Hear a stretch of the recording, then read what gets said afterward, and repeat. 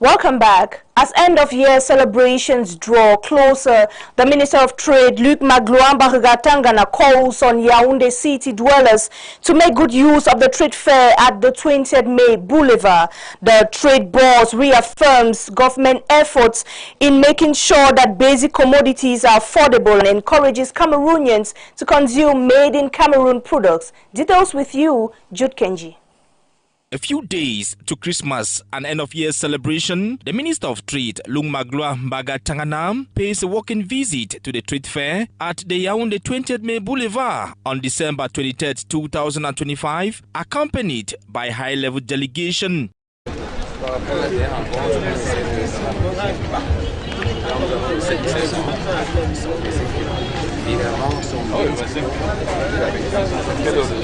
Foodstuffs, toiletries, kitchen utensils, pastries, meat, vegetable oil, and other essential items are on display for Cameroonians at affordable prices. City dwellers are taking full advantage of the opportunity, purchasing bags of rice, vegetable oil, and other basic commodities, while others relax in restaurants, enjoying the reduced prices of food and drinks available at various stands. The trade fair, organized across major cities in the country, forms part of government's effort to promote made-in-Cameroon products, ensure the availability of basic commodities at affordable prices, and reduce high cost of living. Residents of Yaoundé and its environs can now benefit from the initiative as they prepare for a successful end-of-year celebrations. It is an operation for the population, for the benefit of the population. Is a promotional sales for population. We see that the prices are dropping. That last year we had rice 50 kilograms back, which was sold at 15,000 francs. This year you can have it at 14,000 francs or less. It means that is improving. The leading products are local products. You have pork meat, you have of course beef meat, you have fish, is local, and the price is absolutely competitive. 1 kilogram of pork meat, 2,500 francs. If you go to the market, you will see the same product at 3,500. It means that really is a social operation. The trade boss reassures Cameroonians of the presence of made-in-Cameroon products while calling on the population to visit the various stands and benefit from promotional sales. It's to the people, to the Cameroonian, to the consumer, to take advantage of it. It means that they have not to just to say in their house and criticizing the government, that the government don't do anything for the population. We have the example of what government is doing for the population. Government is working for the population. So I launched that call to the consumer to come and see by themselves. They will not be disappointed. Visitors could not hide their feelings as they benefit from this kind gesture of the head of state, President Paul Biya. We appreciate the initiative. And I remember last year in your channel, for TV, an economist suggested this initiative, this pork meat. Here we have 2,500 francs per kilogram, but in the quarter we have 3,500. You see, there is a 1,000 francs which can pay your transport to and fro. Things are really affordable here. A bag of rice that I always buy for 19,500 francs in some supermarkets. I bought them here for 7,500 francs CFA. The prices here are really affordable. I just bought a kilo of pork for 2,500 francs CFA. As of now, I'm looking forward to get some spaghetti. I am really satisfied with this street fair. With the participation of various economic operators and a wide range of quality goods on display for consumers, vendors have expressed satisfaction with the turnout and sales. I am very satisfied with my sales. My sales has greatly improved. People are buying. You can see for yourself. What I brought today has been bought already. People keep asking for more, but unfortunately everything is finished. So we are praying that things like this should continue, should come up regularly so that Cameroonians can really benefit and improve their living conditions. As preparations for the end-of-year celebrations intensify, Cameroonians are being called upon to take advantage of this opportunity as the trade fair runs until January 2026. And that was Phillips Enchi in that report. And on to this coming from Anor, the chairman of the board of directors of Cameroon's Agency of Standards and Quality, Anor, Mohamedou Bayero Fadi, met with board members in Yaoundé this December 23, 2025 for the 34th ordinary session. The session examined the adopted the 2026 budget and annual performance plan valued at 16,523 million CFA francs in line with Cameroon's economic development vision. Deliberations focused on the examination and approval of the agency's 2026 budget and annual performance plan designed to strengthen quality infrastructure, standardization and conformity assessment across the nation. The board also reviewed the minutes of the 33rd session and outlined strategic roadmaps to achieve ANOR's targets and support Cameroon's vision of becoming an economically viable nation. The session concluded with the adoption of key resolutions to reinforce ANOR's mandate and enhance service delivery alongside a firm commitment to ensure the effective implementation of the 2026 plans. These and more shall be yours in our subsequent editions. And on to something else, the Cameroon Real Estate Corporation and MTN Cameroun have signed an agreement introducing the electronic payment system known as SICPay. The ceremony held this December 23, 2025 at the conference room of the Cameroon Real Estate Building in Yaoundé. Details in this report. Rent payment has been made easier for residents of the Cameroon Real Estate Corporation buildings through the SICPay system. It is the raison d'être of this signing ceremony on December 23, 2025 between MTN Cameroun, represented by the Director of Mobile Money Corporation, Alain Nono, and the Director General of the Cameroon Real Estate Corporation, Dr. Amadou Sardaouna. This is in line with the digitalization and financial inclusion strategy that MTN Cameroun and Mobile Money Corporation has put in place. So this innovation is extremely important because it is fully in line with the digitalization and the financial inclusion strategy that MTN Cameroun and Mobile Money Corporation have put in place in this country, because we are leaders and pioneers in that area for the last 25 years. What MTN Cameroun will put at the disposal of SIC is a digital platform that will allow all the people who are living in the buildings from SIC to pay their fees. According to Dr. Amadou Sardaouna, it is important to secure the revenue collection of the Cameroon Real Estate Corporation in order to avoid risk. We are signing the convention between MTN Cameroun and MTN Mobile Corporation in order to digitalize the revenue collection of Cameroon State Corporation. We noticed that with a big interest, we have to secure our revenue collection and to avoid risk of leakage. This payment method will enable users to get a track of their payment records.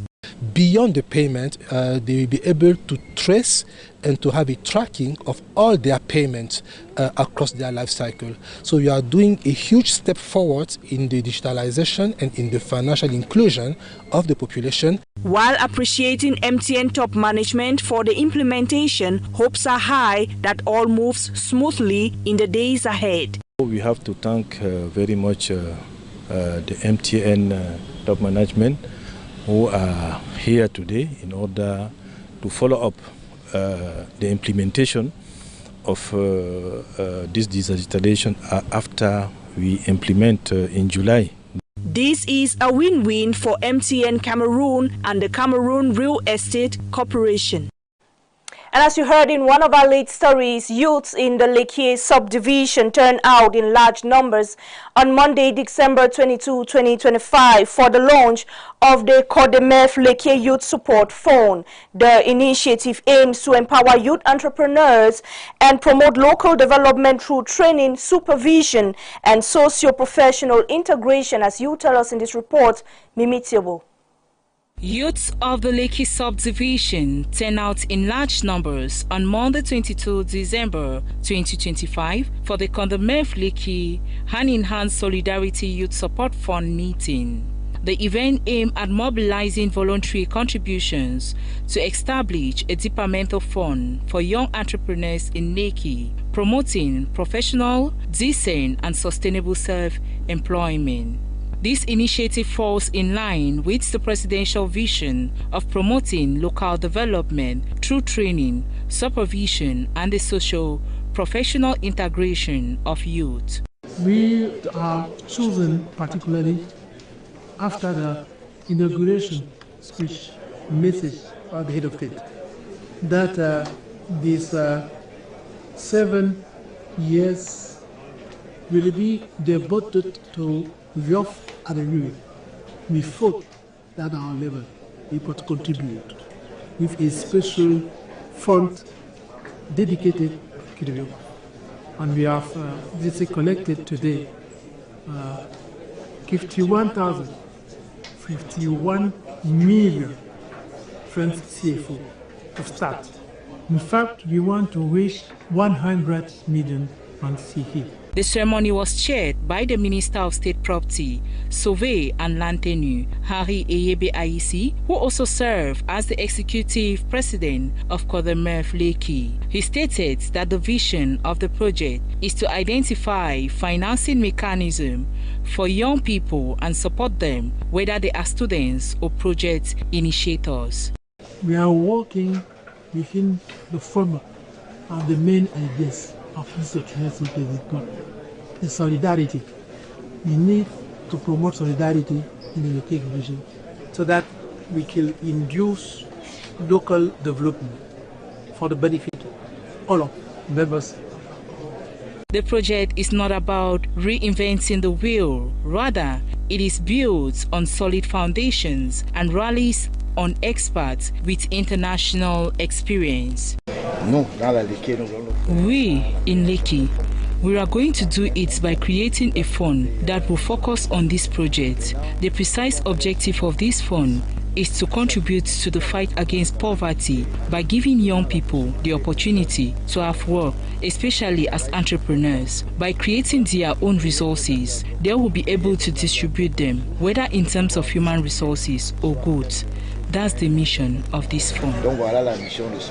With the support of experts and stakeholders, this initiative is expected to make a meaningful impact on the lives of young entrepreneurs by providing them with the necessary tools and resources to succeed.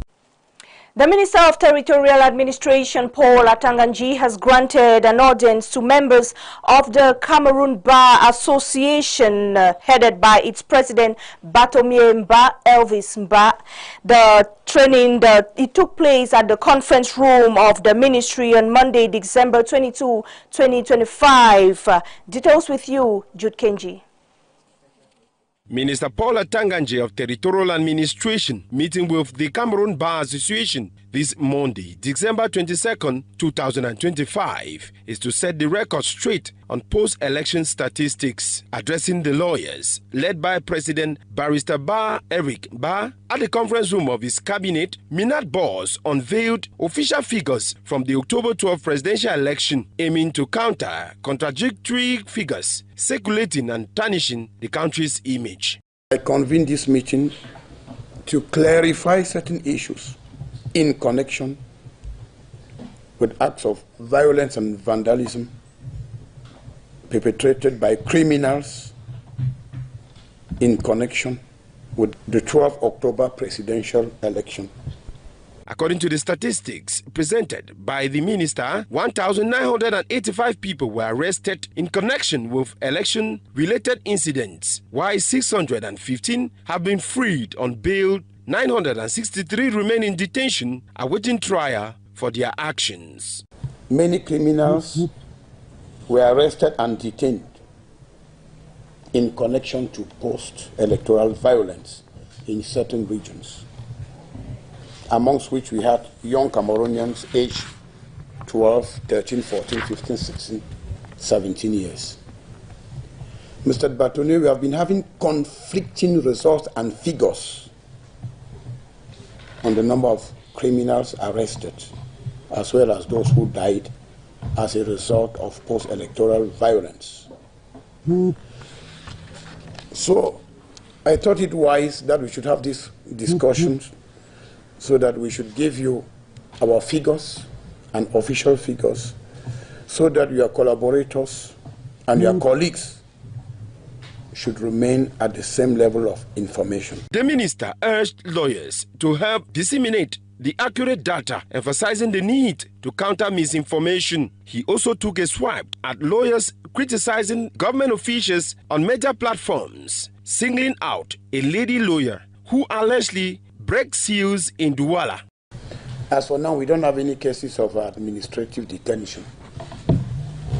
I want also to draw to the attention of Mr. Batone the case of lawyers who constantly insult members of government during TV programs on Sundays and weekly magazines.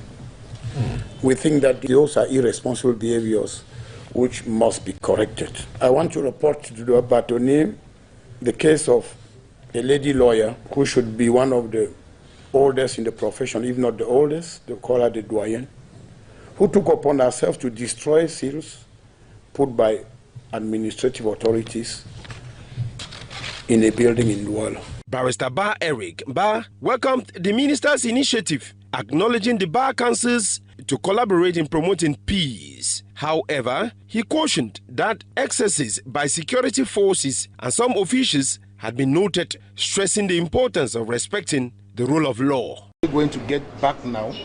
We will not only give him the figures as he gave us, but we are going to give him the figures and the names. And I know for sure that, comme on fait très souvent ici au Cameroun, dès que les gens là vont écouter cette interview, ils vont commencer à les libérer, But we have said we are going to have a partnership. We are going to go down to the field with one of the administrators or the directors that will be given by him, and we'll do a surprise visit where we know particular persons are there.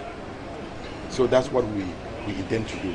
He has assured us that he will give instructions and that he's going to have a meeting with the police boss, the gendarmerie, that lawyers be given unfettered access to their clients who have been detained following the post-election crisis. It should be noted that the minister's move underscores the government's effort to manage the narrative around the election aftermath, a call for accurate information and respect for the law, coming amid ongoing debates about freedoms and security measures. And the steering committee of the Cameroon Education Reform Support Project has held its 11th ordinary and 10th extraordinary session on December 22, 2025 in Yaoundé. The meeting was chaired by the Secretary of State to the Minister of Basic Education, Dr. Vivian Asherikilo. Jessica Ndiwum throws more light.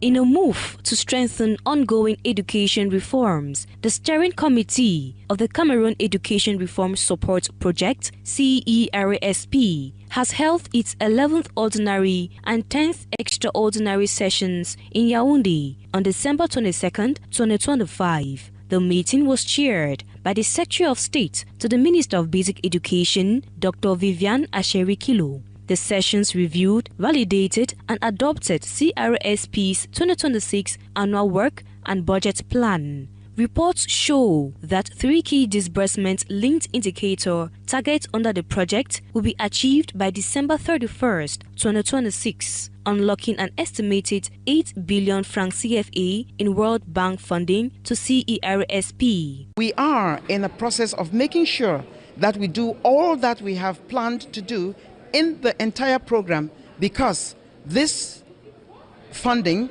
is going to end in December 31st, 2026. So we have 1 year to catch up on all the things that we need to do. Concrete actions by the CERSP Coordination Unit in collaboration with the Ministry of Justice have ensured the issuance of birth certificate to primary school pupils, safeguarding their access to education and reducing the risk of school dropout. Is the production of birth certificates for our children who are in examination classes. You know that without a birth certificate, these children cannot write their final exams. And if they don't, they drop out of school and it becomes a problem for the state. The president of this country has insisted that the youth are his special responsibility. Presentations on progress achieved during the year indicated that the development objectives and results were generally satisfactory, paving the way for the 2026 targets. Our target is to have at least 1,048,107 birth certificates done by the end of 2026. With the validation of the 2026 annual work plan and budget, CERSP reinforces its commitment and sustaining education reforms in Cameroon. The anticipated World Bank disbursement and concrete social actions, such as securing birth certificates for vulnerable pupils, point out the project's resolve to improve access, equity, and continuity in basic education nationwide. Away from that, a framework agreement has been signed between the Ministry of Scientific Research and Innovation and the Higher Institute of Scientific and Medical Research. This was during a ceremony this Tuesday, December 23, 2025, chaired by the Minister of Scientific Research and Innovation, Dr. Magdalene Twente. Jude Kenji tells us more.